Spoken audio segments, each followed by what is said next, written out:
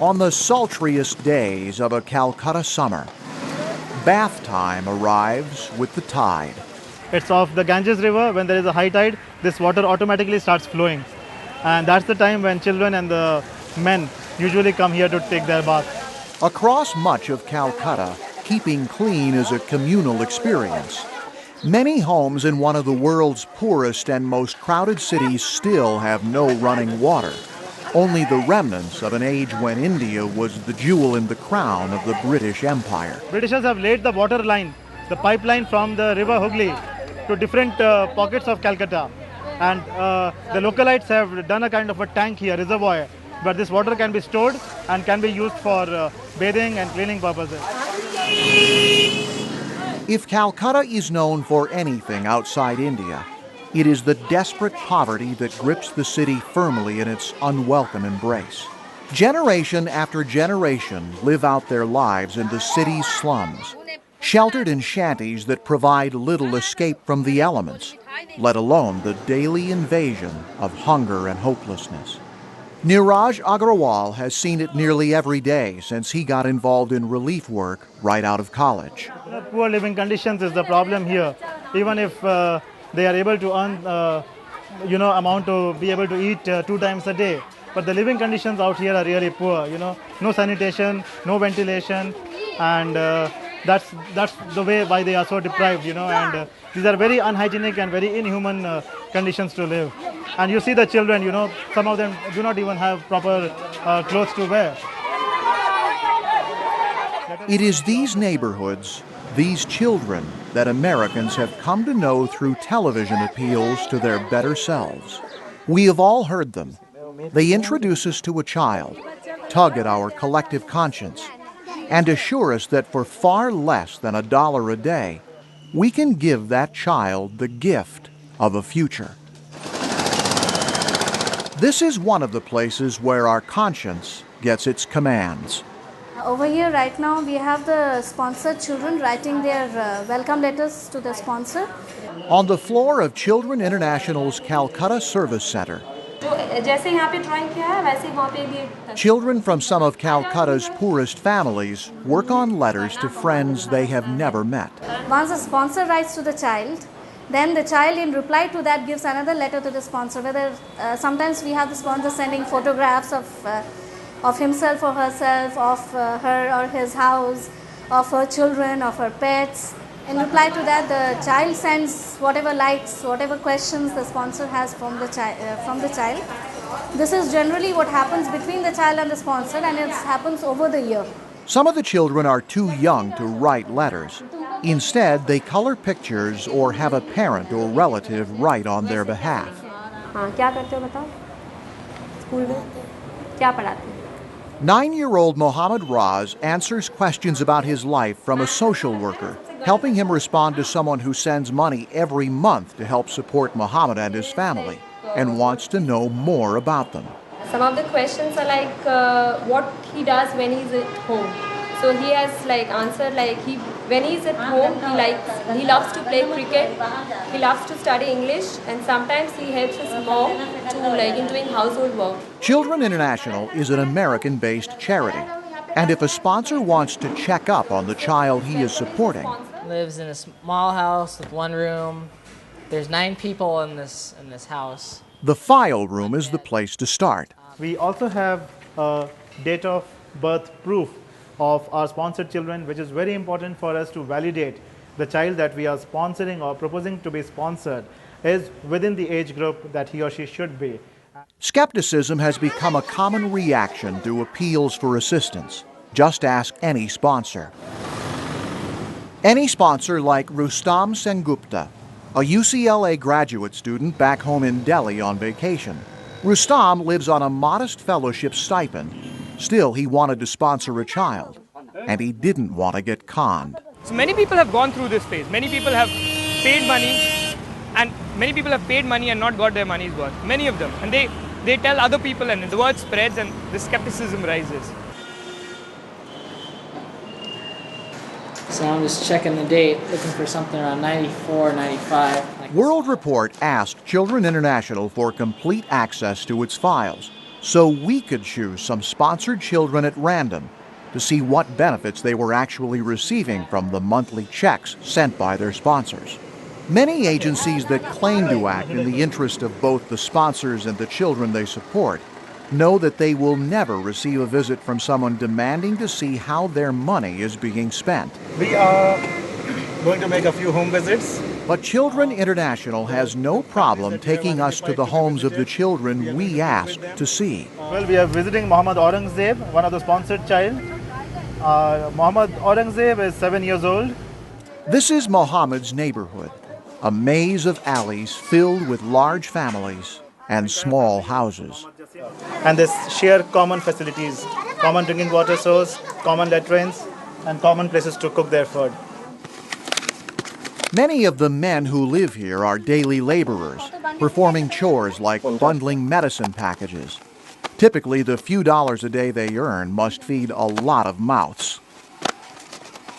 We have 2 sponsored children from this family, Mohammad Aurangzeb, this one, Mohammad, come here. And we have another, his younger brother, Mohammad Shehnawaz. The 2 Mohammeds live here with 7 other family members, all sharing the same small room. Stashed away for safekeeping are some of the precious gifts the brothers have received from Children International sponsors. This was the hygiene kit that they got. She's just taking things out from there. The Children International's hygiene kit, a bag which contains materials for day-to-day use. Besides buying basic hygiene items, the money spent by sponsors goes for things like school supplies and more. The children were given mosquito nets and woolen garments. Now, as part of birthday, they are given multicolored clothing, a raincoat, and footwear. These are things that the children can use, but would probably have to do without, were it not for a few dollars a month sent from someone they have never met. She said that she would have to spend a lot of money in buying these things for the family, but now she has got them free of cost.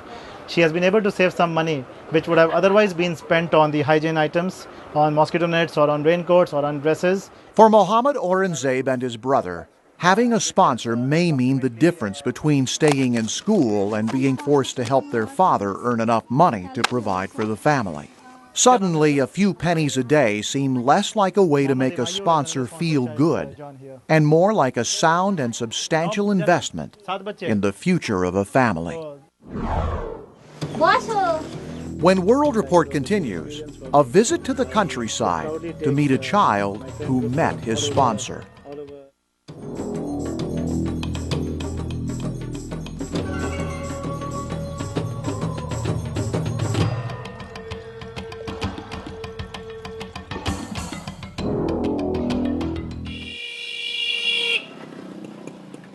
There is a village outside Calcutta where the crowds and congestion of the city disappear. Yeah, it's really good to come here, with fresh air, a lot of, greenery around us. For Niraj Agrawal, this visit is about more than taking a break from Calcutta.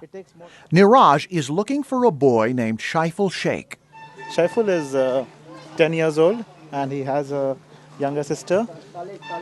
Father does selling business of green coconuts, and his monthly income is approximately $22. This is the very village where Children International located its first Young People for Humanitarian sponsorship back in 1989. And today, one of them has seen the logo on the vehicle that dropped Niraj in the village. Sulekha Sardar, one of our sponsored youth, she is 18 years old now. She recently completed her grade 10 examination and she has been in the program for the last 15 years. For Indian women, especially in rural areas, education has historically come in second to getting married and raising a family, usually at an early age to relieve her parents of the burden of her care and the school fees required for her education.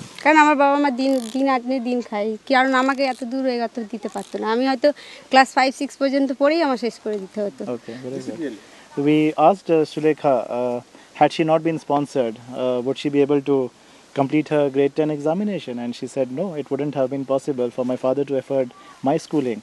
I would have completed till maximum grade 5 or 6 when education is mostly free in our country. Children International started with a few children in this village. Today, the agency serves more than 25,000 children in the West Bengal region of India. And this is Shaiful Sheikh, the sponsored child. Not that long ago, Shaiful and his family had another visitor, Shaiful's sponsor. And the kid was very shy when I first met him. Like he really did not want to interact, but all these people really wanted him to because I'm the sponsor and he's supposed to be nice to me. But he was just behaving like a normal kid, which is so good. In some ways, a meeting between a sponsor and a child can be pretty awkward for both. When Rustam Sengupta met Shaiful Sheikh, naturally he wanted to see how his donations were being put to use. Like the funny part was when I asked them like, what all have they given you? Just show me. So they got out all this stuff and some of it was new. So I kind of like, maybe Urmila told you, I was like, why is it new? I mean, you're supposed to use it. They don't give you stuff to like keep it in the shelf and wait, like look at it and be happy. When people who have never had anything suddenly receive something, often their first reaction isn't to use it, but to save it. And in villages like this, many people are used to having nothing. No running water, no electricity. In remote villages like this, it can be tough to make a sponsor's dollar stretch as far as possible. There are transportation costs as well as the time involved in sending a field officer here. There is also the unenviable task of explaining to villagers why one of their neighbors' children is receiving gifts, while their own children go without. They perhaps haven't got a sponsor and, they haven't been that fortunate, I would say. But getting a sponsor makes you really privileged in the community, and at times we feel bad, that one family has, one child has a sponsor, but the neighborhood, there is another child who is equally needy, if not more. When Shaiful Sheikh got a visit from his sponsor, the toughest part wasn't the envy of other families. It was figuring out how to meet a stranger's expectations. I kept quizzing the kid like about what he studies in school and all. So initially he was pretty intimidated, but then he realized, okay, this is not a guy from outside space. He's like so I told him to call me like Dada, which means like brother. No matter how uncomfortable a sponsor's visit can be, Children International field workers say it is important for the sponsor, the child, and the organization. Anytime the sponsor, he can come and visit, and he would be quite pleased to see how his support is benefiting the children, because the systems, the procedures are very transparent at Children International headquarters and at the agency level. Even a brief stop in a village like this opens eyes and minds, whether you've never been to India before or you've lived here your entire life. Coming from a Western culture, I've lived in Delhi. Delhi is as West as you can get. It's more or less like US. We have all the comforts and everything. And then I've been in US. And when you come and see people who actually don't even have things that you take for granted, like a toothbrush. I get up in the morning, I have my own toothbrush, I have my paste. I don't have to think about it. For the family of Shaiful Sheikh, this is the season of plenty, at least as plentiful as things will get for this family. With hot weather, demand for coconuts is high. And this is traditional Indian drink, and it's very refreshing. Shaiful's father can make as much as $1 a day selling green coconuts this time of year. Still, unless things change, it is unlikely that Shaiful's 7-year-old sister Papia will be able to stay in school beyond grade 5 or 6. Right now, she has no sponsor, but her parents say there is still hope. She says yes, very much. Like, I don't want to discriminate my boy and my daughter. As Shaiful is important to me, so is my daughter Papia. And I would also like that she studies as much as she can, as much as school interests her.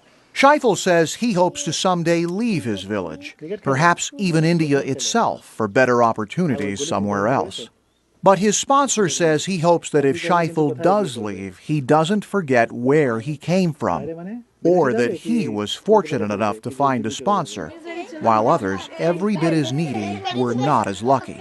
My idea is to spread it. I mean, if it was possible, I would have done it for more kids in the same village. So I tried to get it across to that guy, and somehow what's more important is as these kids grow up, they should still feel a sense of belonging to the place. And these are the people who can actually go back and do it like first hand with them. Actually seeing the place where a donation is put to use is not possible for most of the people who sponsor children in faraway countries. But for sponsors who can go the extra mile, it can be the experience of a lifetime. Something that goes far beyond the regular arrival of a photograph or a letter. Something that imprints a face and a family forever on the pages of the human heart. When World Report continues, finding a formula that keeps costs in check while still providing services for sponsored children. And the equal opportunity of destitution shadows the slums of Calcutta.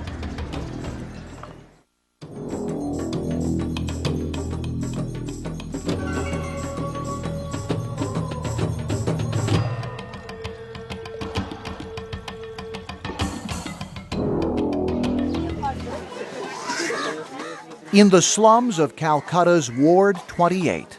We are trying to reach out to as many children as we can, but the needs and the children, the population to whom we can reach out to is huge. Poverty knows no prejudice. The predominant communities living here cut across all the religions, like we have Muslims, we have Hindus. Ward 28 is one of Calcutta's poorest districts.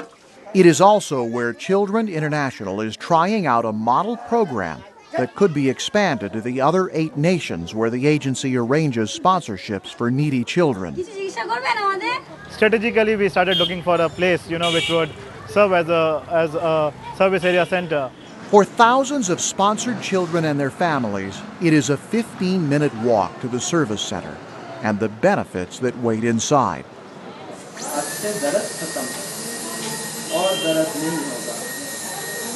Those benefits include a dental plan of sorts. At the project office in Calcutta, sponsored children put their teeth in the hands of Dr. Somati Tagush, who works in this clinic 3 days a week, seeing 10 to 15 patients a day for relatively simple procedures.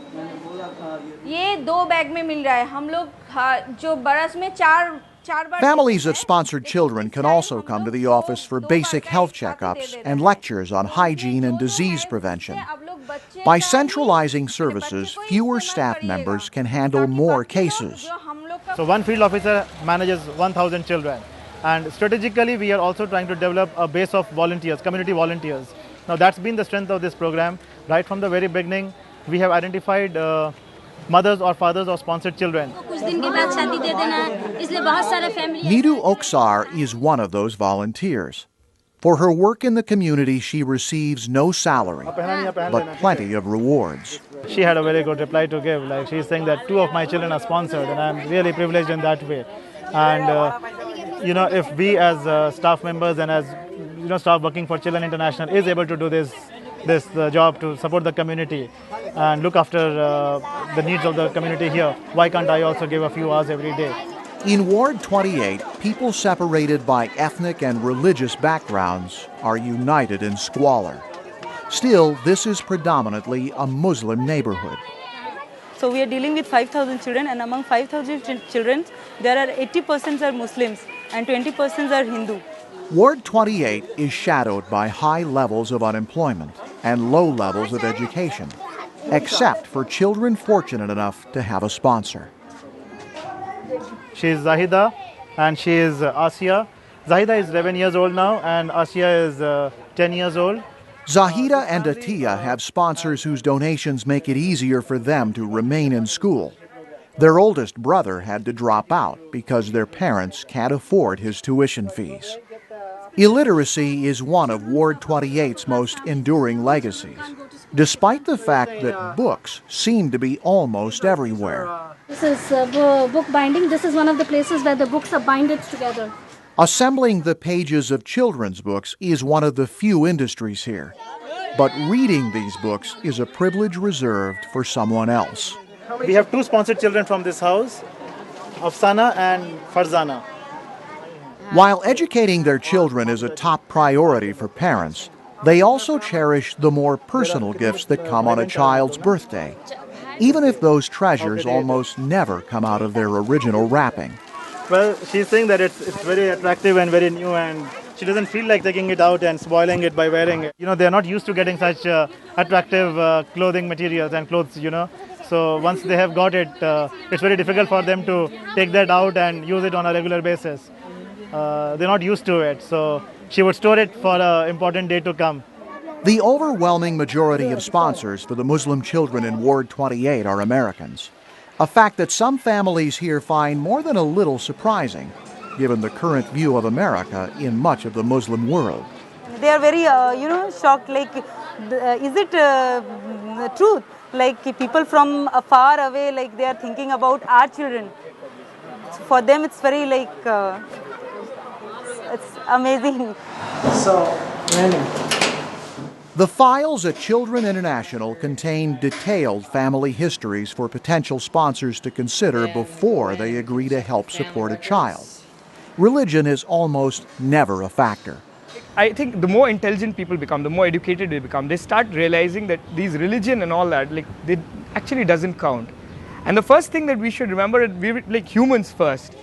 When field officers set up visits for sponsorship applications, they are not scouting for families a sponsor might find religiously acceptable. Our focus has been, to go and work in the area where the need is the most. And we never go by religion, like we would identify only Hindu belt or Muslim belt or Christian predominant areas. Like we just did a situational assessment in Calcutta, and we found out that ward number 29 and 28 were the ones where there was a lot of need to come and work, and no other NGO was working in these two wards. Even with the best intentions and the most honorable motives, many would-be sponsors never get past the skepticism that their money might never reach the children it is supposed to help. Rustam Sengupta felt the same doubts when he started looking into sponsoring a child. Yeah, you need to be skeptical, but you also need to try, Because, okay, if I suppose had looked at Children International like so many other people I knew and they're like, oh, this is bogus, this is like just a bunch of kids' pictures they have got, it's not going to reach anywhere, then I would never. But so you have to take the first step. That first step led Rustam to take another.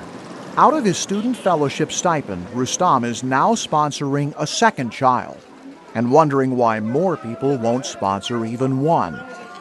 And there are a lot of people in US who can actually give, because $18, $20 is nothing. You know that. I mean, you go out for a beer, that's like $7 or $10 in itself. So if I cut down 2 beers of my weekly quota, then I can sponsor a kid, and that's a big deal. That's really something that can be done. In a letter to a sponsor, there is only so much a child can say. This is the picture she has drawn, and this is the letter her mom has written on her behalf, because she can't write, she's too young to write.